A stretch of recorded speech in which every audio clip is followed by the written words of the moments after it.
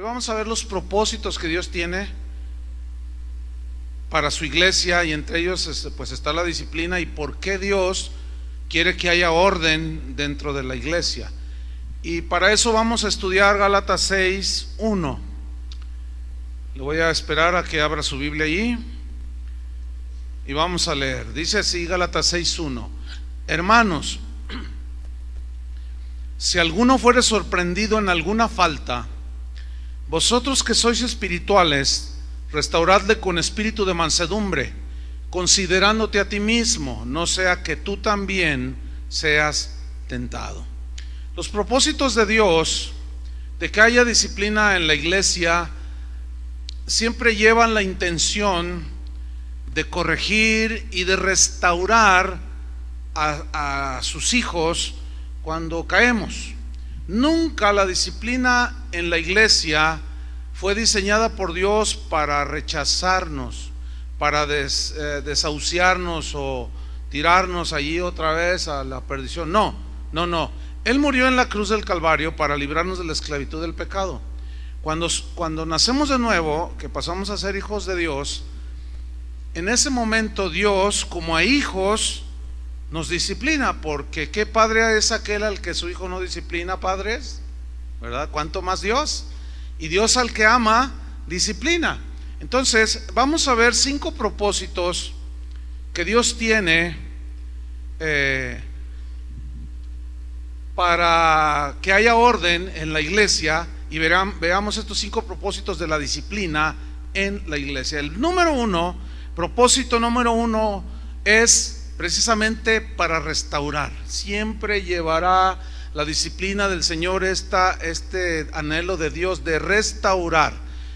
Entonces vamos a estudiar el versículo 1 del capítulo 6 de Gálatas que acabamos de leer. Vamos a estudiarlo frase por frase porque es muy importante comprenderlo. En primer lugar dice hermanos. Eso significa que es entre nosotros la familia de Dios. Somos hermanos porque la misma sangre de Cristo es la que nos ha lavado y limpiado nuestros pecados.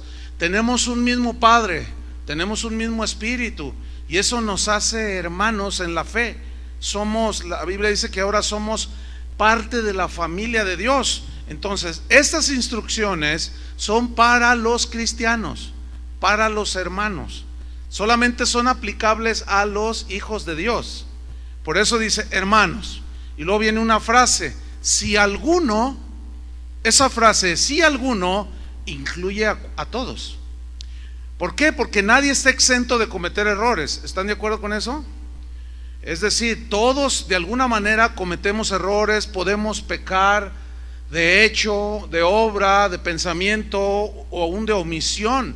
Santiago dice que el que sabe hacer lo bueno y no lo hace, le es pecado. Entonces, somos muy frágiles. Ciertamente, ya no estamos esclavos del pecado, pero seguimos sujetos a tentaciones y a debilidades que precisamente nos hacen fallar, pecar, y esto nos saca del camino. Por eso, el interés de Dios es restaurarnos pronto, rápido, para continuar en el camino. Por eso dice, hermano, sigo leyendo allí, si alguno fuere sorprendido. Esta frase, fuere sorprendido, significa ser atrapado, alguien que cayó atrapado por el engaño del pecado, alguien que fue seducido por la tentación. Que a propósito les recomiendo que busquen las enseñanzas del jueves, que iniciamos una serie enfrentando la tentación, que yo creo que le incumbe a todos los cristianos. Entonces, si alguno fuera atrapado por el engaño del pecado, que cedió a la tentación, lo engañó su propio corazón, sus pensamientos lo llevaron por otro lado y se desvió del camino del Señor. Si alguno es sorprendido y de pronto se ve que ya cayó y está ahí en algún pecado, pero también implica, si alguno fuere sorprendido, implica también que fue descubierto en un pecado, que lo tenía oculto. Y lo pudo haber descubierto la esposa, el papá, el hijo, etcétera. O sea, alguien que fue de pronto descubierto y alguien lo vio, se dio cuenta de algún error, de algún pecado que se cometió. Entonces, tomamos el versículo. Hermanos, si alguno fuere sorprendido en alguna falta, aquí la frase en alguna falta en el griego significa literalmente caer al lado del camino. Es como si alguien va en un camino y de repente algo pasa, tropieza, se le atraviesa algo y se cae, pero se cae a una cuneta de 5 metros de profundidad. Bueno, pues se golpea de seguro, ¿no? Esa es la idea aquí, en alguna falta, es decir, alguien que se cae del lado del camino, violando los mandamientos de Dios, pecando pues, y esto hace que al caer se aparte del camino de Dios. Y si se levanta el que cae en el camino del Señor y toma otro camino, o sea, no regresa al camino de Dios, entonces toma otro camino, que ya no son los caminos de Dios, que puede ser el engaño, la autocomplacencia, y tomamos otros caminos. Entonces, retomamos, hermanos, si alguno fuere sorprendido en alguna falta, si alguno se cayó en el camino. Hay un caso en la Biblia de un hombre que fue muy amado por Dios, se llamó David, era un rey, ¿se acuerda? Este hombre en verdad que amaba a Dios, en verdad que era un hombre piadoso, en verdad que era un hombre santo, pero un día se tropezó en el camino y se metió con una mujer que no era la de él y cometió pecados graves, y él trató de esconderlos, pero como era hijo de Dios, Dios inmediatamente puso cartas en el asunto y le mandó a un hombre, a un profeta llamado Natán. Y este Natán llegó delante de David y le cuenta a manera de una parábola una historia de un hombre que era muy rico y que llegó un huésped y tenía que darle de comer, pero también ahí no muy lejos había un hombre que tenía una ovejita, y el rico fue y le quitó la ovejita y se la sacrificó para darle de comer al huésped. Entonces David, ante esa historia que le está diciendo Natán, reacciona como lo que era un hombre justo, pero que en ese momento él estaba desviado del camino por su pecado. Y en ese momento surge el hombre de Dios y dice: ¿cómo? El que hizo semejante injusticia debe pagar por su injusticia. Y la sentencia en ese tiempo era la muerte, y dijo: el tal debe morir. O sea, todo eso estaba dentro de la rectitud de un hombre de Dios. Entonces el profeta lo mira y le dice: eres tú, David, le dice. Y en ese momento él entendió que Dios lo estaba reprendiendo y cayó en un arrepentimiento muy profundo. Entonces Dios lo hizo volver al camino, ¿entienden? Hay muchos pecados de distintos colores y sabores, como dirían por allí. Hay todo tipo de inmoralidad, hay enemistades, hay pleitos, hay contiendas, hay divisiones, hay envidias, borracheras. Y Pablo decía: yo de todas estas cosas les amonesto. No deben practicar eso. Dios nos sacó de la esclavitud de esos pecados, no podemos ser esclavos de nuevo. Entonces el pecado nos saca del camino, ¿sí? Y caemos ahí a un lado del camino heridos, pero necesitamos volver al camino. Sin embargo, necesitamos ayuda para volver al camino. Alguien que se desbarranca, se rompe un brazo, se hace una herida en la cabeza, se rompe un fémur, una pierna, qué sé yo, entonces necesita que alguien llegue. Para eso existe la Cruz Roja. Y llegan los paramédicos y ellos hacen los primeros auxilios. Si hay fracturas, te acomodan todo ahí más o menos, te ponen en una posición que no haya más consecuencias, te ayudan, te comienzan a dar la mano, y nadie le recrimina nada al que se accidentó, al que se salió del camino. Eso es otro asunto, pero hay que ayudar al caído. Entonces retomamos el versículo de Gálatas 6:1. Hermanos, si alguno fuere sorprendido en alguna falta, que se salió del camino, vosotros que sois espirituales. ¿Quiénes son los espirituales? Los espirituales son los que han madurado en Cristo. Habla de los más maduros. Habla de los que han aprendido las lecciones de la vida. Habla de gente que ya ha sido tratada, disciplinada por el Señor. han sido moldeados, entiende los propósitos de Dios, sabe que todas las cosas le ayudan para bien. O sea, es alguien que ya ha madurado en los caminos de Dios y por lo tanto es una persona espiritual que está capacitada para restaurar al caído. En primera instancia, pongan atención, son los pastores los que teóricamente son los más maduros. Digo teóricamente porque así como en una familia ustedes padres, que hoy se celebra nuestro día de padres, ¿verdad? Se supone en teoría que somos más maduros que nuestros hijos, ¿verdad? Se supone. Porque ya viendo la realidad hay mucha inmadurez muchas veces nosotros como padres. Pero también se puede dar que los pastores, que haya pastores que no por el hecho de estar ya de alguna manera pastoreando, pueden ser gente que es inmadura. Entonces, al ser inmaduros y no tener bien digeridas y entendido el tema de la disciplina, o no la aplican o se exceden en la disciplina. Entonces los espirituales, perdón, son aquellos que restauran, son aquellos que tienen la mano al caído, porque un inmaduro solo va a complicar las cosas. Porque un inmaduro, alguien que no está, que no ha desarrollado ese carácter de Cristo, cuando ve que alguien cae, que ve que alguien tropieza y lo confronta, bueno, le hace un juicio muy severo. Sí, o sea, no, te lo dije, y de una manera inflexible lo condena sin amor, sin paciencia. Y el propósito básicamente de alguien así que te eche en cara algún error en lugar de tenderte la mano, es producto de su inmadurez, y eso puede destruir a la persona. ¿Sí? Alguien dijo, hay un dicho muy mencionado dentro de la iglesia cristiana alrededor del mundo, que dice que la iglesia es el único ejército, porque también la Biblia habla como que somos un ejército, el ejército de Dios, que es el único ejército que le da el tiro de gracia a sus heridos. Si ustedes se fijan en las películas de guerra, cuando ellos tienen órdenes específicas de que cuando uno de los soldados cae herido, no lo pueden dejar ahí, y mucho menos para que no sufras, toma, ¿verdad?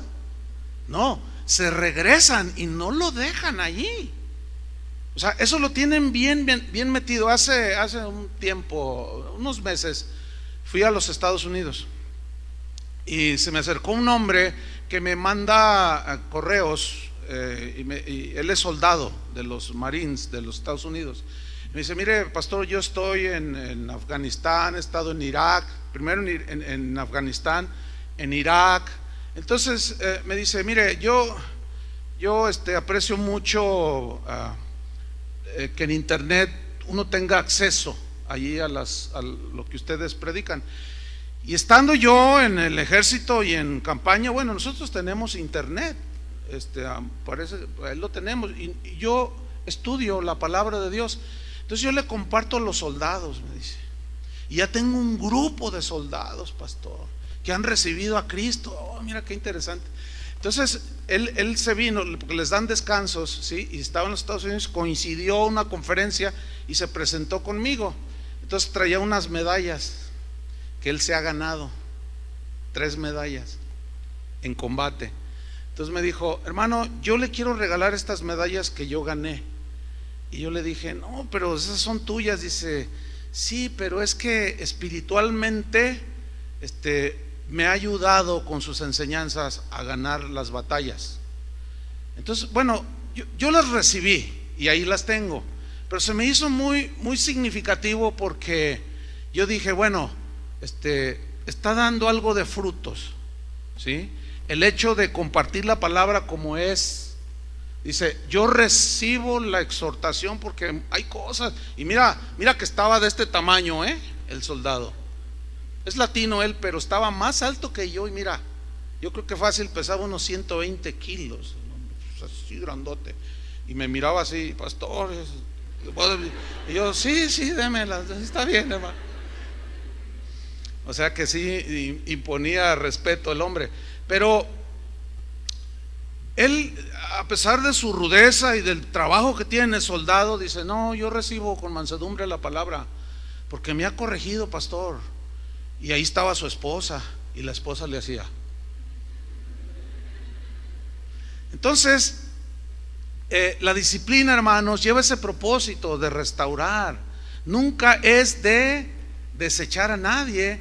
Entonces, si nosotros entendemos esto, vamos a dar un paso muy importante. Retomo Gálatas 6:1. Hermanos, si alguno fuere sorprendido en alguna falta, vosotros que sois espirituales, los que ya han crecido, han madurado, dice: restauradle. ¿A quién van a restaurar? Al que ha caído, ¿no es cierto? O al que se está desviando del camino. Como ahorita yo estoy enseñando, y yo sé que al enseñar esto, estoy corrigiendo el camino de algunos que tal vez se han salido. Esta es parte de la función de la disciplina, y la palabra de Dios es para esto. Ahora bien, la palabra restaurarle en el griego tiene varios significados. Uno de ellos es remendar. Es como en Mateo, cuando Jesús dice que se acercó y estaba Juan y Jacobo remendaban las redes, ¿se acuerdan? Estaban ahí sentados remendando y Jesús los llamó. Esa palabra remendando sus redes es la misma que aparece aquí en Gálatas 6:1. Y remendar una red es porque ha sufrido algunos desperfectos. Se han roto algunos hilos, se han enredado, hay nudos. Entonces el pescador se sienta con mucha paciencia y comienza a desenredar los nudos, comienza a amarrar los hilos rotos, comienza a poner hilos nuevos y empieza a tejer otra vez la red para que quede en óptimas condiciones. Esa es la idea de restaurar, fíjense. Volver a la condición anterior. ¿Cuál era la condición anterior de alguien que cae? Que estaba en comunión con Dios, que estaba caminando con Dios. Entonces la idea es volverlo al camino para que siga caminando y en comunión con Dios. Ahora bien, estos espirituales que restauran, la Biblia en el mismo versículo 6 nos dice la actitud que deben de tener los restauradores. Volvamos otra vez al 6:1. Vosotros que sois espirituales, restauradle, y nos dice la actitud: con espíritu de mansedumbre. Ahora, aquí la palabra espíritu habla de actitud. Es decir, significa: háganlo con una actitud humilde y paciente. Eso significa en el griego. Restáurenle, pero tengan una actitud humilde, mansa y de mucha paciencia y de mucha misericordia al que cayó. Por eso el que no es espiritual, que está en plena formación y que camina con Dios, ahí hay un peligro de que se sienta soberbio, orgulloso porque camina bien con Dios, siente la bendición de Dios, pero cuando ve que alguien cae no tiene misericordia, ¿entienden? Es drástico, es inquebrantable y saca la luz, hasta en internet publica tu pecado. Y eso no se hace, porque es entre hermanos, ¿entienden? Al rato voy a tocar un punto bien importante que todos debemos de entender. Tiene que ser con una actitud humilde, ¿sí? Con una actitud de amor, de perdón, de entendimiento, no de escandalizarse. Ay, mira cómo. Porque el restaurador sabe que cualquiera, incluyéndolo a él, está en posición de caer también. Pablo le dijo a los corintios: mire, el que piense estar firme, mire que no caiga. O sea, se refiere a algunos que estaban medio soberbios y enjuiciaban a otros, como si ellos no estuvieran en un momento dado propensos a la caída. Y si cae ese que es bien juzgador, ¿cómo le gustaría que le tendieran la mano? ¿Que le tendieran la mano o que le den un tiro de gracia? Pues que le tiendan la mano, ¿no? ¿Qué necesita uno que se desbarrancó? Que lleguen: oye, para que no estés sufriendo, y le tuerces el cuello, o saques un cuchillo y se lo metes aquí en la yugular. Pues no. Sin embargo, hay ciertas actitudes inmaduras de gente que no está capacitada para echarle en cara a nadie nada, porque la única el propósito de Dios de la disciplina es para restaurar, no para destruir a nadie, a los hermanos. Entonces los espirituales reaccionan con madurez cuando alguien ha caído y se preocupan por la vida espiritual del caído y se esfuerzan por hacerlo volver al camino. Por eso dice, deben de hacerlo con espíritu de mansedumbre. Entonces, estos que están firmes o los que restauran no se deben dejar de llevar de las emociones. Hay algunas maneras en que los que restauran se pueden dejar llevar por las emociones. Por ejemplo, una es ensañarse con el que cayó y tenerlo ya como que ya de aquí esta no sales, te vas a ir al infierno. Y no es así, la verdad. Porque ¿qué si se arrepiente ese que pecó? ¿Qué no dice la Biblia? Que si confesamos nuestros pecados, Él es fiel y justo para perdonarnos.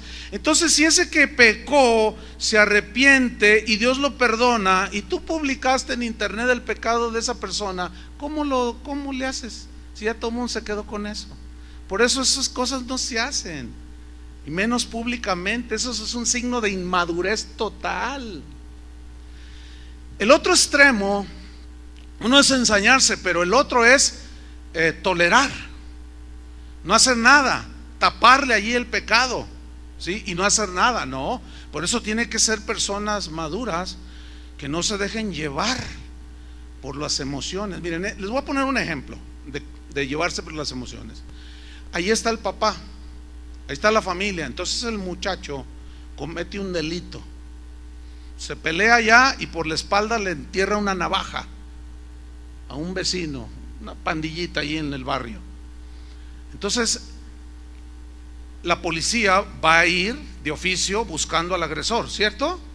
Bueno, ¿qué debe de hacer? Esto está pesado, ¿eh? ¿Qué debe de hacer el papá? A ver, ¿alguien me puede decir? ¿Qué debe hacer el papá con el hijo que lo busca la policía? Bueno, muchos dijeron entregarlo. Bueno, en la justicia y en el hombre justo, eso es lo que debe hacer un papá, ¿sí o no? La pregunta es, ¿y se hace? No, porque la emoción, el sentimiento de padre lo lleva a tolerar eso y le dice, toma hijo, 50,000 pesos y vete a Estados Unidos. Y ahí el papá le está cubriendo al hijo. Y ese es un grave error, hermanos. Es un grave error. Entonces, o también el padre disciplina al hijo, pero está ahí en la disciplina y se va el padre a trabajar, y la mamá de pronto se vuelve más buena que Dios y le levanta la disciplina y le dice, no le digas nada a tu padre, hijo, pero yo te doy. Él no te va a dar para que gastes. Mira, lo que hiciste sí está mal, pero no te preocupes, yo te doy. Escuchen bien, esos son errores muy comunes que cometemos como padres, pero también como pastores. Y la disciplina, para que tenga efectividad y restaure bíblicamente, por eso el restaurador no debe ser una persona espiritual, o sea, madura. Y eso mismo se puede aplicar en la familia también, ¿sí? Espero estén aprendiendo algo. Ahora, volvamos a Gálatas 6:1. Dice, hermanos, si alguno fuere sorprendido en alguna falta, vosotros que sois espirituales, restaurarle con espíritu de mansedumbre. Luego miren lo que viene a continuación, considerándote a ti mismo, no sea que tú también seas tentado y caigas también del lado del camino. Por eso no cabe el ensañamiento, ¿entienden? La inflexibilidad y el juicio severo contra el que cayó. Estoy hablando de entre hermanos, entre hermanos. Esto es muy importante. Estoy hablando entre hermanos. Al rato trataré otro punto importante que hay que saber. Entonces, el papá disciplina a sus hijos igual, así, considerándote a ti mismo, papá, porque a veces con los hijos somos inflexibles, y cuando nosotros cometemos pecados queremos que todo el mundo nos perdone y nosotros somos duros. Y no, ahí habla de una inmadurez, falta espiritualidad, falta discernimiento.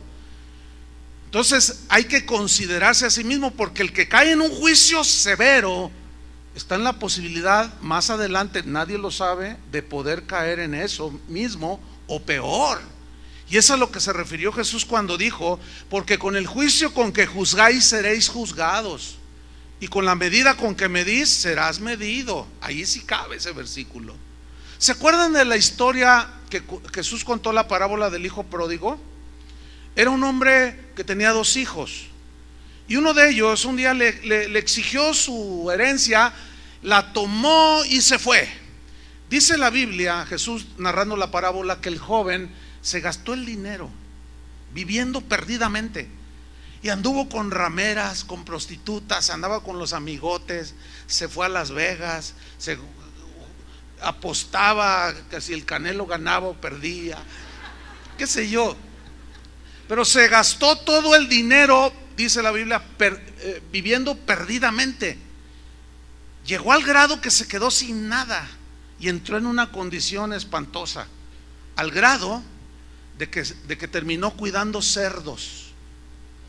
Y como todavía no recibía su quincena, tenía hambre, y como todavía no le pagaban, se quería comer la comida de los cerdos. Mira nada más qué situación tan lamentable. Entonces, cuidando cerdos, su olor se te impregna, ¿no es cierto? Y estando en esa condición, el muchacho dijo, volviendo en sí, dijo: ¿pero qué he hecho? Voy a hacer lo siguiente, voy a ir a la casa de mi padre y le diré: Padre, he pecado contra el cielo y contra ti. ¿Sabe cómo se llama eso? Arrepentimiento. Entonces dice que se levantó como pudo de esa condición moral y espiritual y caminó hacia la casa del padre. Dice la Biblia que el padre estaba mirando hacia lo lejos. Yo me imagino que cada día miraba esperando que su hijo volviera. Entonces dice que cuando lo vio a lo lejos, salió a su encuentro, y el joven inmediatamente le dijo: Padre, he pecado contra el cielo y contra ti, no soy digno de que me llames tu hijo, hazme como uno de tus jornaleros. Y dice que el padre llegó y lo abrazó, y olía a cerdo. Lo abrazó, lo besó, y dio una orden, dijo: traigan un vestido nuevo, traigan zapatos nuevos. Imagínate cómo venían sus pies. Claro, primero se bañó, ¿no? Obviamente. Y le puso un anillo nuevo y dijo: y maten un novillo, el más gordo, vamos a hacer una fiesta, porque mi hijo se había salido del camino y ya ha regresado a casa. Bueno, ahí Jesús en esa parábola está mostrando la misericordia de Dios, del Padre, que cuando un pecador se arrepiente, Él lo recibe, no le reprocha absolutamente nada. Pero había un hermano de ese joven. Ese fue con el padre y le reclamó y le dijo: Padre, ¿cómo es posible que tú hayas hecho eso? Tu hijo, así le dice, tu hijo, no dijo mi hermano. Dice: tu hijo se gastó todo el dinero con rameras, fue y apostó al Atlas y perdió. Se gastó el dinero, hizo un desastre con todo, papá. Y mira nada más lo que acabas de hacer con él. Tu hijo lo que merece es que le des un puntapié y lo lances por la ventana. Y mira nada más, le pusiste el mejor vestido, le pusiste zapatos nuevos, le diste un anillo, lo besaste, le hiciste fiesta. Dice: y a mí no me das nada. Le dice: ay, hijo. Fíjate nada más la actitud que tenía dura, inflexible, sin misericordia. Ahí están tipificadas las dos actitudes. ¿Cuál actitud es la que Dios quiere que tengamos? Como la del Padre, que recibe al que se arrepintió. ¿Qué no estudiamos ya? Si tu hermano peca contra ti, ve y repréndele estando tú y él solo. Si se arrepiente, has ganado a tu hermano. Y de eso ya lo expliqué bastante. Propósito es ganar al hermano, volver a la comunión, nunca destruirlo. Entre hermanos no debemos de destruirnos. El segundo propósito de la disciplina es para amonestar a los desordenados. ¿Qué es un desordenado? Que anda botando las reglas del hogar, las reglas civiles, del matrimonio, de todo. Es un desordenado total. Y miren lo que dice la Biblia al respecto. Y para esto es la disciplina. Segunda Tesalonicenses 3:10. Segunda Tesalonicenses 3:10. Para amonestar a los desordenados. Dice así: porque también cuando estábamos con vosotros, bueno, cuando lo tenga diga ya. Dice así: porque también cuando estábamos con vosotros, mire lo que viene, os ordenábamos esto. Es una orden, claro, es una orden que viene del cielo, ¿sí? Es una orden de Dios a través del apóstol Pablo.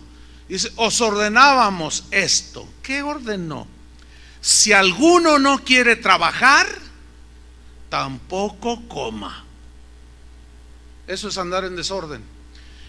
¿Qué sucedía en Tesalónica? Que algunos hermanos, algunos varones, a los que bíblicamente Dios nos encargó la tarea de proveer para la familia, no estaban trabajando, no hacían nada, solo vivían a expensas de otros. Y saben que de esto hay en todas las iglesias gente de este tipo, hermanos verdaderos que han nacido de nuevo, pero que andan desordenadamente. Son aquellos que no trabajan, que no estudian y son como sanguijuelas, nomás están chupando, ¿sí? Son como zánganos que no producen nada y nomás están viviendo a expensas de otros. Son aquellos que están metidos en las iglesias que, oye hermano Marcial, préstame 100 varos o 100 pesos para los que nos oyen lejos. Entonces, como es bien buena onda el hermano Marcial, ¿verdad? Pues órale hermano, 100 pesos, ¿verdad? $100 aproximadamente, órale está. Pero al rato se va acá con Carlos y como también es súper buena onda, le baja otros 100 pesos.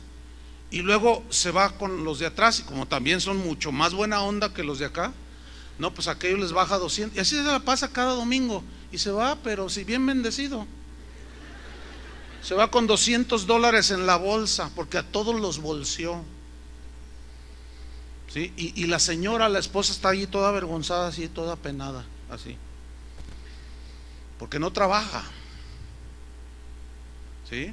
Y se la tienen bien escondidita. ¿Sabe que hay mucho de eso en las iglesias? Ahora, escúchenme bien.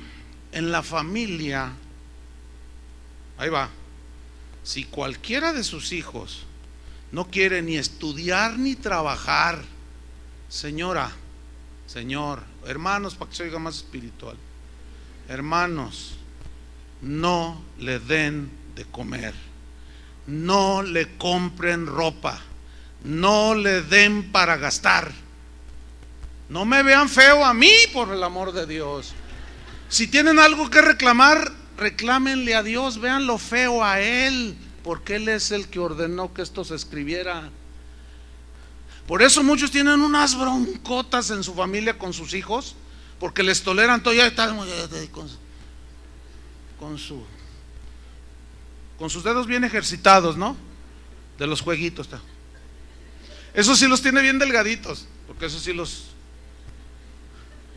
corretea todo 8 horas ahí moviéndolos. Esos están bien esbeltitos. Está ahí, hijo, mamá, dame de comer, mamá. Entonces el papá le dice, claro, hay excesos, hay padres que a los 10 años, 12, ya salgas a trabajar. No, papá, por favor. No estoy hablando de eso, esos son excesos y abusos de autoridad. No estoy hablando de eso, estoy hablando de los ociosos, que ya están en edad de estudiar o de hacer algo y nada más están allí. Entonces el papá no le da y la mamá otra vez se vuelve más buena que Dios. Tenga, mi hijo, no le digas a tu papá porque me va a dar mis cachetadas, ¿eh? No le vayas a decir, toma, ahí te van, dale 500 pesos. Y el otro está ahí, gracias, mamá. Mire, escúcheme bien. No, pues es así como que da risa. Pero pregúntenle a los que están en esa situación si les da risa. No es para reír. Usted está malcriando a sus hijos. ¿Saben que Dios no malcría a sus hijos? Dios no se deja, mire, por más que llore y se tire al piso, Dios no es emocional como nosotros. Nosotros sí, ahí está el niño revolcándose. Tenga pues, hijo, para que ya no llore. No, papá, tienes que ser más firme. Tenemos que ser más firmes, ¿sí o no? Y no dejarnos llevar por el amor de padres. Y hoy es día del padre. Hijos, hoy les voy a dejar que hagan todo lo que quieran. No, hombre, al contrario. Hoy al rato que te lleven a comer o que te den la sorpresa, les vas a decir, yo soy su padre. Y aquí voy a ejercer la disciplina del Señor. ¿Sí o no? Ahora, ¿cómo se debe de ejercer esa disciplina? Fíjate, con espíritu de mansedumbre, considerándote a ti mismo. Yo trato muchos casos así. Gente me llama o me escribe o qué sé yo. Me dicen, pastor, ¿qué hago? Mi hija tiene 17 años y acaba de salir embarazada. Lo primero que les pregunto es, ¿y cómo es la actitud de ella? Está profundamente arrepentida, pastor. Llora y le pide perdón. Miren, la oímos que está ahí en su cuarto llorando, pidiéndole perdón al Señor. ¿Qué hacemos? ¿La ha hecho? No, por el amor de Dios. ¿Cómo la vas a echar si está arrepentida? Cuando se rebelan y yo sabré lo que hago, ahí es diferente. Es como lo de Mateo 18. Llega un momento en, ¿sabes que ahí está la puerta, amigo? Me duele mucho, eres como el padre de la parábola. Él no impidió que su hijo se largara, ¿verdad que no? Porque ya era grande, ya era adulto. Entonces, no debes de dejarte llevar por esa actitud. Entonces, yo les digo, mira, si está arrepentido, cerciórate que está arrepentida. Está totalmente arrepentida, pastor, lo puedo asegurar. Tiéndele la mano, no le reproches nada, levántala, ayúdala. ¿O no? ¿No dice eso la Biblia? En la iglesia a los pastores nos toca hacer eso. En la casa a los padres les toca hacer eso. Y entre la familia, tiene que ser como dice la Biblia. Pero volviendo a los desordenados, dice el versículo 10, si alguno no quiere trabajar, tampoco coma. Versículo 11, porque oímos que algunos de entre vosotros andan, ¿cómo? Desordenadamente, no trabajando en nada, sino entrometiéndose en lo ajeno. Esa frase última significa que andaban buscando a ver a quién le sacaban. Se entrometían en lo ajeno y viviendo de lo ajeno siempre. Mira, aquí hay un punto bien importante que quiero mencionar. Una vez había un hermano aquí en la congregación. Yo lo miraba, lo saludaba de cuando en cuando, pero nunca tuve una plática más allá de hola, ¿cómo está, hermano? Hasta allí. Yo no sabía su trasfondo, no sabía nada, pero me enteré que estaba en una situación apremiante económica. Y yo me enteré que él necesitaba 2,000 o 3,000 pesos, no me acuerdo bien la cantidad. Entonces yo me enteré y yo dije, yo tengo los 2,000 pesos, yo se los voy a dar, no se los voy a prestar, se los voy a regalar. Entonces tomé los 2,000 pesos y fui a buscar al hermano. Y cuando voy, el Señor me habla y me dice, mira, Chuy, no quiero que le des un solo centavo. Entonces yo dije, no, este es el diablo. Porque la Biblia dice que si ves que tu hermano tiene necesidad y cierras tu corazón contra él, ¿cómo mora el amor de Dios en ti? Así dice, ¿no? Entonces dije, no, dice, no, pero esta es otra cosa. Mira, yo estoy tratando con ese hombre, es cristiano, pero él anda desordenadamente. No trabaja, lo que pasa es que tú no te has dado cuenta. No trabaja y a todo mundo le debe. Cuando me puse a investigar, me di cuenta que le debía medio mundo aquí adentro. Entonces el Señor me dijo: si tú le das ese dinero, te estás metiendo en la disciplina que yo estoy tratando directamente con él. Si metes la mano, te voy a dar un manazo. Si metes la mano, te vas a meter en problemas conmigo. Eso fue totalmente nuevo para mí, hermanos, les confieso. Nunca me había encontrado con eso. O seguramente sí, pero al faltar también entendimiento de la palabra de Dios, más discernimiento, experiencia, lo que tú quieras, seguramente se habían presentado casos así. Es como esto: yo disciplino, o un padre disciplina a su hijo, ¿sí? Y la mamá le dice, el padre le dice: no te voy a dar para gastar, y se va el papá, y por acá la mamá le dice: pero ahí te van los 500 pesos. ¿Entiende? Entonces, que está anulando totalmente, está metiendo ahí la mano y ya no se va a cumplir el propósito. Entonces sigue habiendo desorden allí. Entonces yo entendí, y Dios me enseñó algo muy importante para el ministerio pastoral. Antes de hacer algo como eso, yo investigo, pregunto, porque no vaya a ser que me vea ayudando a alguien con el cual Dios está tratando, ¿me entiende? Porque también hay trato personal con Dios, con sus hijos. Entonces y aprendí también lo que dice la Biblia. Con esa experiencia dice que los hijos de Dios somos guiados por el Espíritu Santo, ¿cierto? Entonces todos somos guiados por el Espíritu Santo, y tenemos que oír la voz del Señor por el Espíritu para saber. Y en muchas otras veces el Señor dice: sí, ayúdale con esto, y seguimos adelante. Entonces vamos otra vez a Tesalonicenses. Entonces había unos que se entrometían en todo, y mira lo que dice el versículo 12: no trabajaban. Y miren el mandato apostólico: a los tales, o sea, desordenados, mandamos y exhortamos por nuestro Señor Jesucristo, que trabajando sosegadamente coman su propio pan. O sea, moralmente es injusto vivir a expensas de otros, ¿entienden? No se vale. No se vale ser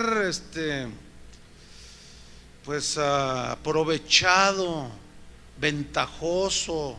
No se vale. Dios no lo ve bien eso. Y no, ya ni se diga cuando el esposo le dice a la esposa: oye, viejita, métete a trabajar, ayúdame, ándale, mira, los gastos son muchos. Y luego la señora se pone a trabajar y resulta que le pagan bien a la señora, y luego el marido dice: oye, ¿qué te parece si yo me quedo en la casa cuidando a los niños? No, usted se ríe, pero mira cuántos casos hay. Mira cuántos casos hemos tratado aquí en esta congregación de hombres que no trabajan y que sus esposas los mantienen. ¡Qué vergüenza! ¿Verdad que sí?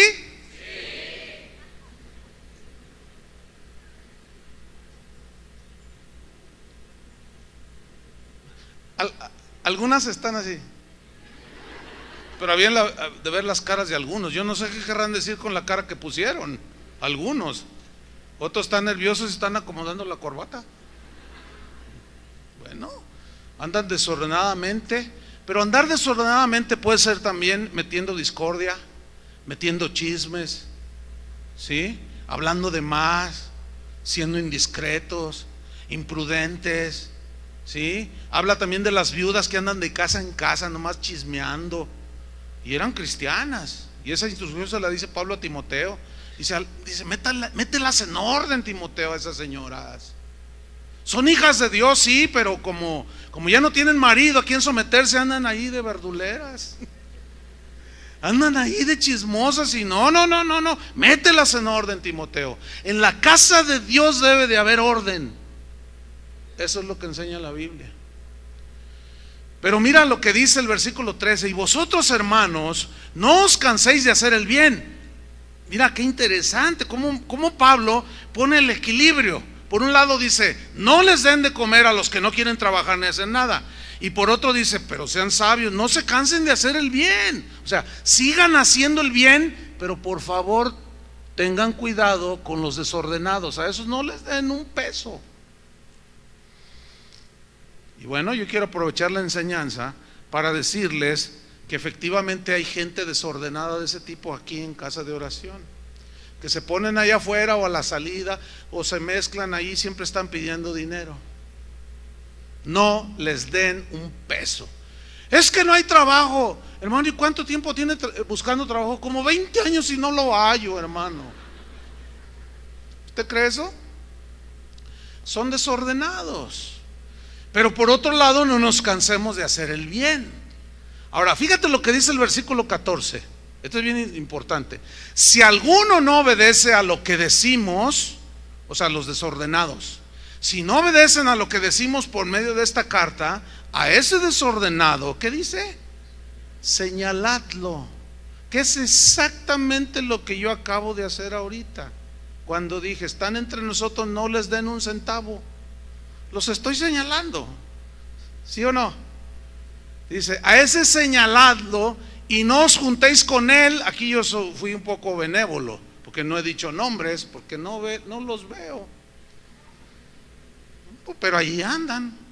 Dice, y no os juntéis con ellos, pero mira lo que dice, para que se avergüence. Nada más que ese verbo avergonzar en el griego es una palabra entrepo, así se escribe. Significa que esa de señalarlo y mencionarlo lleva el propósito de hacer recapacitar al desordenado. Eso es lo que significa. Entonces, no es para humillarlo, no es para pisotearlo, mucho menos para darle el tiro de gracia, no, sino para que se arrepienta, reconsidere y su desorden lo deje a un lado y entre en una conducta ordenada y se ponga a trabajar. Hay gente, mire, casi cada domingo usted sale, se va a su casa, va a comer, nosotros nos quedamos aquí hablando con la gente, orando con la gente, y no falta el domingo que entre la fila que quiere hablar siempre vienen los que, oiga pastor, pues dicen que aquí ayudan, me mandaron aquí, pues necesito 2,000 pesos, hermano, y a mí me dicen que aquí ayudan. Entonces uno, como tenemos el Espíritu Santo, podemos discernir. O sea, Toño Ortiz, Chava, los que estamos así más al frente en lo administrativo, han desarrollado un discernimiento bien filoso. A veces hablamos con alguien y yo le hago a Toño una seña de que le dé y me dice, espérate. Me dice, no, espérate. Entonces le dice, mira, ¿no tienes trabajo? No. ¿Y a dónde vas? Todos van hacia Veracruz o Chiapas, porque los echaron de allá de Estados Unidos, ¿no? Dice, mira, te vamos a dar trabajo una semana, vente a barrer una semana, aquí te ponemos a hacer y te vamos a dar 2,000 pesos por barrer. Está bueno el sueldo, ¿no? Y te vamos a dar los 2,000 pesos, mañana te esperamos a las 8 de la mañana. Bueno, está bien, pregúnteme si llegan. Y a veces a mí, yo reconozco que ellos tienen más discernimiento. Por eso somos un equipo. Porque a veces yo he estado a punto a veces es al revés, a veces yo les digo, no, espérate. Por eso somos un cuerpo. Porque la gente es bien abusiva. Entonces, hay disciplina en la iglesia, hermanos. Mira, el versículo 15 nos dice precisamente cómo se debe tratar a este hermano desordenado. O sea, señálenlo, no se junten con él para que se sienta él avergonzado y rectifique. Pero mira el versículo 15, mas no lo tengáis por enemigo. Ahí está el punto. ¿Lo alcanzan a ver? No lo tengas por enemigo, sino amonéstale como hermano. Aquí es hermano en la fe. Eso es bien importante. Entonces lo que Pablo está diciendo es aconsejando a la iglesia que debe de haber una disciplina para los desordenados, que no se les apoye económicamente ni se junten con ellos, para que ellos reconsideren y vuelvan al camino y entren al orden. Ese es el propósito de este pasaje, fíjate. El tercer propósito de la disciplina es para llevarnos a una fe sana. Busque en Tito capítulo 1 versículo 10, para llevarnos a una fe sana. Y aquí vamos a tocar un par de puntos muy importantes. Tito 1:10.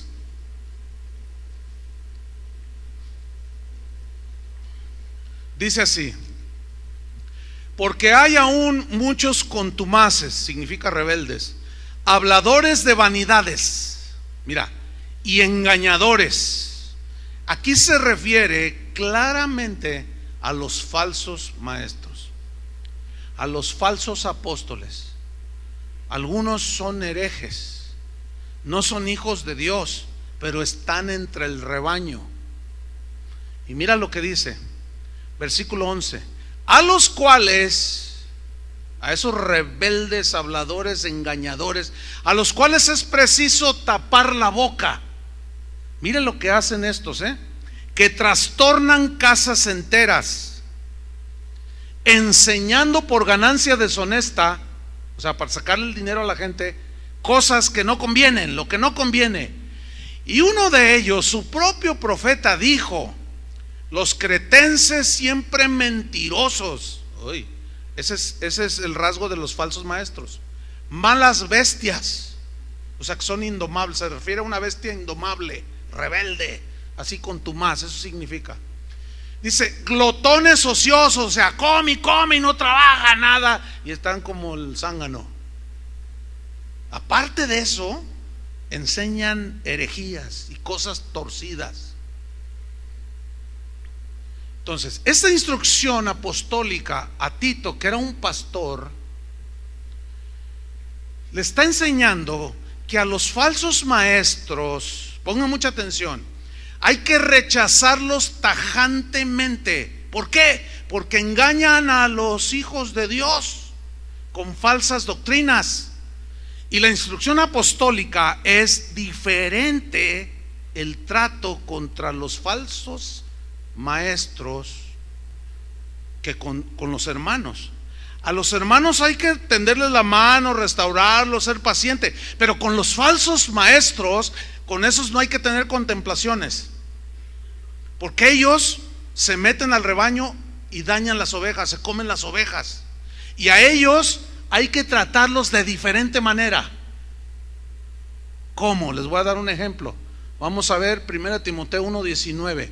Hubo un hombre que se llamó Himeneo. Ese estaba metido en la iglesia, y Pablo le da una instrucción apostólica al joven pastor Timoteo, y le dice en 1 Timoteo 1:19: manteniendo la fe y buena conciencia, desechando la cual naufragaron en cuanto a la fe algunos. Fíjate, naufragaron.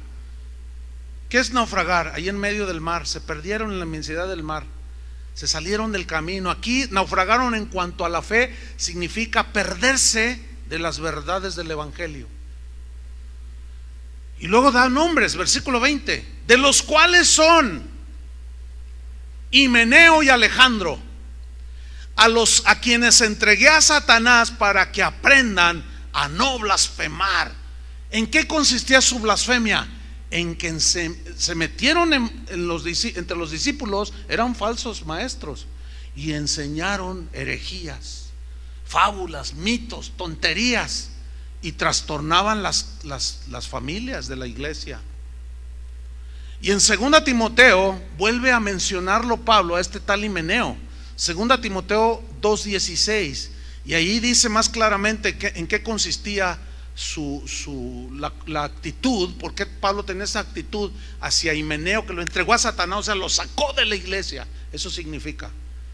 ¿Por qué? 2 Timoteo 2:16, aquí está, mira: mas evita profanas y vanas palabrerías, porque conducirán más y más a la impiedad, y su palabra, está refiriendo a lo que dicen los falsos maestros, su palabra carcomerá como gangrena. Mira la gangrena, es mortal, ¿sí o no?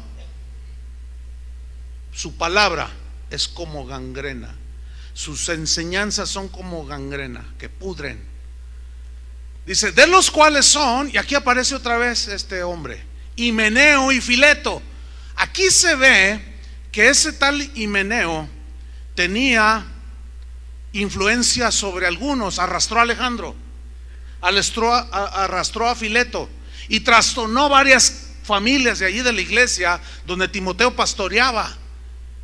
Y le dijo, a esos sácalos de la iglesia, no tengas contemplaciones con ellos. Dice, ese Himeneo y Fileto se desviaron de la verdad, versículo 18, diciendo que la resurrección ya se efectuó. Decían tonterías acerca de la resurrección. Ya resucitamos, ¿cómo? Pero si todavía me caigo y me duele. Y la Biblia dice que vamos a tener un cuerpo glorificado. No, ya resucitamos espiritualmente. Es que tuve un sueño. ¿Y cómo fue tu sueño? Que ya habíamos resucitado. Y una de patrañas, de engaños. Y como ese tipo de cosas místicas a la gente le llama la atención, captan la atención de la gente. ¿Sabes que yo fui arrebatado al cielo? Otros dicen, a mí, yo fui al infierno y vi y sentí las llamas. ¿Quiere que le cuente mi testimonio? Entonces el pastor inocente dice, sí, hermano, lo invito a la iglesia para que nos cuente ese testimonio. Entonces, hermano, hay un testimonio poderoso, dice el pastor. Entonces, hermanos, yo fui al infierno y estuve allá y vi a una mujer y vi a un hombre y vi esto y vi ahí al hermano fulano de tal. Y ustedes creen que era salvo, pues no era salvo. Y empiezan a contar su testirollo. Y entre eso que dicen respecto al cielo, al infierno y cuanta cosa, dicen un montón de herejías, que los que están sentaditos ahí captaron tanto su atención que no están discerniendo lo que está diciendo ese, que es como gangrena, que va a enfermar la fe de los hijos de Dios. Eso era lo que hacían Himeneo y Fileto y Alejandro. Y Pablo dijo, a esos sácalos de la iglesia. Con esos, como no son hijos de Dios, el trato con ellos es diferente. Y aquí es donde debo tocar este punto muy importante. Debemos saber distinguir entre lo que es un falso maestro y un ministro verdadero de Jesucristo. Son dos personas totalmente distintas. Por ejemplo, a los verdaderos ministros de Dios, que se comprueba por la vida, la trayectoria, la gente los conoce, pero que también se equivocan, ¿sí o no? Pero no necesariamente son herejes. Un fiel ministro de Jesucristo enseña las verdades del evangelio, enseña la sana doctrina, pero también se puede equivocar, ¿sí o no? Pero no debe ser puesto en la lista de los herejes, ni tampoco debe ser tratado como un hereje y publicarlo a los cuatro vientos su error. No, porque no es un falso maestro. Para ellos Pablo escribió, no lo tiene que buscarlo, en 1 Timoteo 5:19 dice, contra un anciano, o sea, un verdadero ministro de Dios, no admitas acusación, sino con 2 o 3 testigos. Aquí es diferente el trato. Aquí ya es la disciplina, porque si esa acusación resulta cierta, el ofensor, aunque sea un ministro, tiene que también recibir su disciplina, ¿sí o no? Pero no puede ser puesto en la lista de los herejes. No sé si alcanzan a verlo en las escrituras que lo estamos viendo. ¿Lo alcanzan a ver? Con los falsos, miren, Pedro, Pablo, Juan, todos hablaron de los falsos profetas. Por ejemplo, Juan dice, si alguno no trae esta doctrina, o sea, la doctrina cristiana, si alguno no trae esta doctrina, no lo recibáis en casa, ni le digáis bienvenido. Eso es tajante, porque el que lo hace participa de sus malas obras. Entonces el falso maestro enseña herejías destructoras. El verdadero ministro comete errores, sí, y aún puede pecar, pero sigue enseñando la palabra de Dios. Sigue siendo un ministro verdadero. Les pongo un ejemplo bíblico, Gálatas 2, no lo busquen, no tienen, anótenlo nada más. Pedro estaba teniendo una conducta errónea. Se juntaba con los judíos y les decía, sí, no hay que comer cerdo, hay que circuncidarse, hay que guardar el sábado. Y luego se iba con los gentiles y les decía, no, con la fe y el amor hacia el Señor y la fe, con eso basta. Y luego veía que llegaban los judíos y titubeaba, y luego, ¿qué estás haciendo? No, les estoy diciendo que pues que deben de guardar la circuncisión. O sea, Pedro estaba con un pie acá y otro acá, como queriendo quedar bien con judíos y gentiles. Pablo se dio cuenta y dice ahí claramente que lo reprendió públicamente. Le dijo, Pedro, esa no es una conducta, la mejor conducta de un ministro de Dios. Te estás comportando de una manera no sincera, sino hipócrita. Te juntas con los judíos y te haces judío, con los gentiles y luego ya no sabes ni dónde estás pisando, y empiezas a judaizar a los gentiles, y a los judíos los quieres gentilizar. Pedro rectifica, y saben que Pedro rectificó, corrigió la conducta y siguió adelante. Pero escúchenme, Pablo no lo trató como un hereje, ni tampoco publicó ni hizo una carta, Pedro es un hipócrita, Pedro es aquello, por tanto lo digo públicamente para que todos. No, porque era un hermano. Y ahí es donde algunos no saben diferenciar lo que es la gimnasia de la magnesia. Se confunden la geografía con la teología, o confunden la apología con la geografía. La apología es la defensa de la fe de la Biblia, y la geografía te ayuda a saber dónde estás parado, ¿no? Yo estoy en México, Guadalajara, 3,000 metros de altura más o menos sobre el nivel del mar. Hace mucho calor ahorita, sé dónde estoy.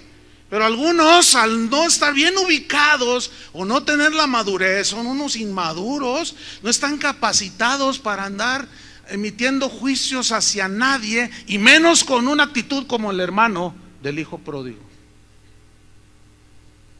Nada más destruyen. Esos deberían de callarse la boca. No están calificados, porque no lo hacen con mansedumbre. Ellos lo hacen para destruir. Pero con los falsos profetas no, ahí es tajante. Mira lo que dice. Vamos a Tito 1:13 rápidamente. Dice, este testimonio respecto de que los cretenses, esos que se habían metido a la iglesia, es verdadero. Dice, por tanto, repréndelos duramente. ¿A quién va a reprender duramente? A los cristianos, porque la segunda parte del versículo nos lo dice, para que sean sanos en la fe. Entonces la reprensión dura es para los cristianos. O sea, Pablo le está diciendo a Timoteo, reprende a los hermanos duramente para que sean sanos en la fe, para que no le hagan caso a esos falsos. Ahora, aquí hay dos palabras a estudiar: reprender y duramente. La palabra reprender en el griego significa amonestar, significa redarguir, convencer con argumentos bíblicos. Y la palabra duramente, apotomos del griego, significa cortar abruptamente con lo que puede dañar. Está ahí el peligro. Por ejemplo, estás con una persona ahí en el bosque, tú estás desmontando, traes un machete en tu mano y estás con alguien platicando, alguien que te está ayudando, están tomando un vaso de agua, y de pronto miras, traes el machete aquí y ves que viene una serpiente de esas venenosas y viene directo al talón del que tienes enfrente. Tú lo estás viendo, pero el otro no la ve. Entonces tú simplemente dices, no te muevas, ¡sac! Tiras el sablazo, ¿sí o no? Y le cortas la cabeza a la serpiente, y el otro ni cuenta se daba que estaba en peligro.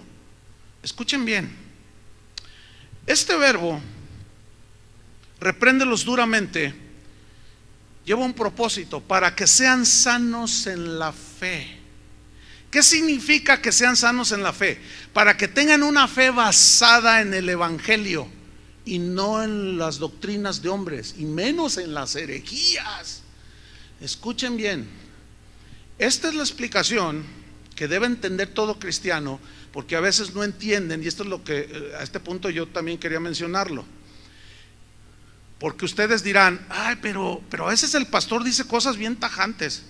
A veces el pastor habla así, bien, así contundente e inflexible. Sí, le voy a decir por qué. Porque veo a la serpiente que viene sobre ustedes, y yo tengo en la mano la espada del Espíritu, y yo no le voy a preguntar a usted si ya vio a la serpiente. ¿Entiende? Yo voy a agarrar la espada del Espíritu y le voy a cortar la cabeza. Y a los falsos maestros y a las falsas enseñanzas, sin contemplaciones. En eso es la instrucción bíblica para los pastores. Yo no me la pienso allí, yo le tiro el sablazo para cortarlo, aunque usted ni cuenta se dé. Lo que pasa es que algunos están ustedes allá y no lo entienden y dicen: ay, pues no, dicen que es con amor, con mansedumbre. ¿Y entonces por qué el pastor es así? Por eso, para que sean sanos en la fe. Por eso cuando yo les digo pactar con dinero, tratar de comprar el dinero con dinero, las bendiciones de Dios, es una herejía y no lo haga. Y soy tajante, porque eso agrede el Evangelio, ¿sí o no? Pero muchos dicen, no entienden esto, dicen: pastor, ¿usted qué se mete con esa gente? Usted nomás criticando a esa gente. Déjenlos que hagan de las suyas, usted haga su trabajo. Esa gente no sabe lo que es el pastorado, no entiende esta parte que nosotros entendemos perfectamente. Yo lo entiendo perfectamente. Por eso, mire, le digo con todo respeto, yo seré tajante y seré contundente en decir las herejías y contrarrestarlas con las verdades de la Biblia. Si yo les digo: hermanos, ¿qué tienen que andar yendo al Telmex pagando $1,000 para ir a oír cantar a un cantante cristiano? Eso es prostitución del Evangelio, porque usted está pagando para ir a ver a la persona. Y usted dirá: yo voy a ir a adorar a Dios. No me diga, eso no es verdad. A otro chango tu banana, pero esa no me la como yo, porque para adorar a Dios no se tiene que pagar. Eso es una agresión a la santidad de Dios. ¿Cómo yo voy a ir a pagar? Bueno, en eso soy contundente, porque andan muchos allí buscando ganancia deshonesta, y las ovejas están allí. Entonces, al decirlo contundente, a mí no me importa. Bueno, sí me importa en una manera, que usted lo entienda. Si no lo obedece, allá usted. Pero yo sé que detrás de todo eso está la instrucción para mí, para que sean sanos en la fe. Es como cuando tú disciplinas a tus hijos. El niño no va a entender: ya no me quieres. Y tú sabes acá que si la quieres a tu hija. Es lo mismo, es lo mismo. Algunos me reclaman y hasta me mandan correos: mire, pastor, todo me gusta, pero cuando usted habla háblenos de lo bonito del Señor. Ay, hermanos, qué lindos son. Usted no me va a decir a mí qué tengo yo que hacer o qué no tengo que hacer. Creo que estoy suficientemente grandecito para saber lo que estoy haciendo, ¿o no? Es como si tu hijo te dice: mira, papá, tú tienes que levantarte temprano para ir a trabajar, tienes que hacer esto, tienes que manejar bien la maquinaria, no tomes mucho café, te va a hacer daño, te tomas 15, y te empieza a decir lo que tienes que hacer. Por el amor de Dios, por favor, hermanos, déjenme hacer mi trabajo, ustedes hagan su parte, ¿de acuerdo? Por eso contra esos soy tajante, pero con los hermanos es diferente. A esos, bueno, se les llama, se les habla considerándonos a nosotros, se les dice: hermano, rectifica, arrepiéntete, se les mete en disciplina. La gran mayoría de los que disciplinamos aceptan la disciplina. Fíjense, esto es importante decirlo, pero hay quienes no, entonces ya no voy a. No, usted no está calificado, necesita allí sentarse a banca, ¿verdad? Me largo de esta iglesia. Bueno, La Biblia dice en Hebreos 12: hijos míos, no menosprecies la disciplina del Señor. Menospreciar significa salir huyendo. Y muchos salen huyendo de la disciplina. Es posible que aquí haya gente que vino huyendo de la disciplina de otra iglesia. Aquí vas a hacer lo mismo que hiciste por lo que te disciplinaron. Pero si allá hubo disciplina, aquí también hay. Entonces, ¿para dónde te vas a hacer? No hay mucho para dónde hacerse, pero es por tu bien. Si lo alcanzas a ver, le das gracias a Dios, y si no, te vas a ir. Buen viaje. Pero te aseguro que no vas a crecer.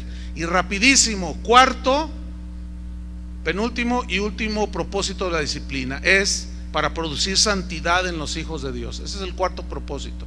Producir santidad. Mira lo que dice en Hebreos 12, versículo 8: pero si se os deja sin disciplina, de la cual todos han sido participantes. ¿Cuántos? Todos. Entonces serían bastardos y no hijos. Por otra parte, tuvimos a nuestros padres terrenales que nos disciplinaban y los respetábamos. ¿Por qué no obedeceremos mucho mejor al Padre de todos y viviremos? Dice: y aquellos, o sea, nuestros padres, ciertamente por pocos días nos disciplinaban como a ellos les parecía, pero o sea, Dios, nos disciplina para lo que nos es provechoso, para que participemos de su santidad. ¿Saben para qué nos disciplina el Señor? Para apartarnos del pecado y participar más de su presencia, de su santidad, de su pureza, ¿me entienden? De su justicia, de su misericordia. Estamos disfrutando en realidad la relación con Dios. Y por último, el quinto y último propósito de la disciplina es para que demos frutos del carácter de Cristo en nosotros. En el versículo 11 de Hebreos 12, ahí está, dice Hebreos 12:11, dice así: es verdad que ninguna disciplina parece al presente ser causa de gozo, ¿no? ¿A quién le gusta que lo disciplinen? No, a nadie. Sino de tristeza, sí, porque duele. Pero, dice, mira ese pero después de la disciplina que lleva el propósito de todo eso que ya vimos, da fruto apacible de justicia a los que en ella, en la disciplina, han sido ejercitados. Y aquí resalta la palabra frutos. Qué bonita palabra, frutos. Los frutos de una nueva creación, los frutos de un hijo de Dios: amor, paciencia, bondad, fe completa en el Señor, confianza completa en el Señor, mansedumbre, paciencia, frutos. Qué bonita. ¿Les gustan los frutos? A mí me encanta la fruta, yo soy bien frutero. Si no hay fruta en la casa, siento que algo, como mucha fruta. Pero tengo un gusto muy especial desde niño, cuando yo mismo corto la fruta del árbol. Siempre me ha sido un deleite. Es más, me le voy a decir algo. Yo soy de un lugar, soy de San Luis Potosí, donde hay muchas tunas. Y cuando yo era un niño, mi abuelo me enseñó a comerme las tunas en el nopal. A veces hay tunas en mi casa y a veces hay gente allí, hermanos o alguien, entonces yo las agarro y ¡ay, te vas a espinar! Yo no digo nada, ¿no? Y las agarro y ¡ay, oye, ¿cómo lo hiciste? No, pues es que mi abuelito me enseñó. Yo sé comerme la tuna en el nopal, está ahí y yo sé meterle el cuchillo allí mismo, están todas las tunas así. Yo le sé meter el cuchillo, hay una técnica, y meto la mano y saco la tuna y no me espino nada. Tengo un gusto así, me gusta mucho. Entonces me regalaron un platanito así, una planta así chiquita. Entonces yo quería tener una en mi casa. Entonces me llevé el platanito y lo planté, pero preparé el lugar. Le puse composta abajo, un pozo lo suficiente, puse composta, lo planté ahí, el bastaguito así chiquito, y lo cubrí con tierra, le echaba su abonito y lo riego. Bueno, empezó a crecer. Y ya llegó un momento que estaba de mi tamaño y siguió creciendo. Yo lo miraba y casi todos los días lo miro, lo tengo ahí enfrente. Entonces iba creciendo y de pronto vi que a su alrededor comenzaron a salir otros chiquitos, y alguien me explicaba que el plátano, la planta del plátano por abajo echa con raíz, y de ahí salen los otros troncos, que son las palmas las hojas de plátano, la planta pues del plátano. Entonces, no hombre, que sale 1, 2, 3, 4, y empezaron a crecer todas. Y de pronto un día, mirando la planta, vi que echó como una vaina color violeta. Pues esa es señal de que ya va a dar fruto. Y empezaron a salir un montón de florecitas, y empezaron a crecer. Y pasó empezaron a madurar los platanitos, pero luego los otros alrededor empezaron, todos ya tienen su penquita, ¿sí? Ya están pero dando fruto, y yo estoy bien contento porque me gusta el fruto. Pero el primero que dio, empezaron a madurar. Entonces yo dije, nadie me los toque, yo quiero ser el primero. Y corté el primero. Tú ya comiste, ¿verdad, Charlie, de eso? Corté el primero. Y cuando, toda una ceremonia, ¿verdad? Así el platanito, así. Y cuando le di la primera mordida, mire, están buenísimos, dulces. Pero escúcheme bien. Cuando yo lo planté, que me lo dieron, yo tenía en mi mente que diera fruto, y yo lo cuidé. Y cuando venían las hormigas, entiéndese, falsos maestros, sacaba el fumigador y ¡árale! No se le acerquen aquí al platanito. Ni le puse una cerca. Y venían las ardillas, entiéndanse, profetas falsos, que vienen y se quieren comer. Y no, esos hay con una resortera. Y órale, y espantar las ardillas. Y lo cuidé para que creciera. Y creció sano, fuerte, y ahorita estoy disfrutando del fruto. Eso es exactamente lo que Dios hace con nosotros. Nos toma chiquitos, nacemos, nos planta en su huerto, en su terreno, en su viña, en su casa, y nos va cuidando, ¿sí? Y pone a los jardineros, entiéndase, los pastores, para que cuiden el huerto del Señor. Y cuando se meten las víboras, y cuando se meten los lobos, y cuando se meten las hormigas y todo eso, el jardinero espanta todo. ¿Por qué? Porque Dios quiere que des fruto, pero te cuida. Y a veces cuando ya alguna hoja ya está seca, la cortas y va. Eso es lo que Dios hace, hermanos. ¿Cuántos le dan gracias a Dios por la disciplina? Porque Él quiere que demos fruto. ¿Sienten en esta enseñanza el amor de Dios? Yo sí. Para mí es muy claro. Démosle gracias a Dios. Señor, te damos muchas gracias porque tu palabra siempre nos enseña. Gracias, Señor, porque somos tus hijos y reconocemos que necesitamos tu disciplina. Es importante para nosotros, Señor. Gracias porque tu disciplina es una extensión de tu amor. Gracias, Señor, porque tú así diseñaste la iglesia. Tú quieres que sea un lugar de orden. Y cualquiera de nosotros, Señor, puede tener un tropiezo, pero aquí nos dejaste la dinámica, las instrucciones de cómo deben ser tratados los asuntos que surgen en la iglesia. Te damos gracias porque tu sabiduría es mejor que la nuestra, Señor, y queremos ajustarnos a lo que tu palabra dice. Señor, cuando alguno en este lugar caiga, no se tolerará el pecado, pero sí se restaurará, se tenderá la mano, se tratará de volver al camino al que se equivocó, sea quien sea, con misericordia, con mansedumbre, considerándonos a nosotros mismos, porque todos estamos en una línea muy delgada para también cometer errores y pecados.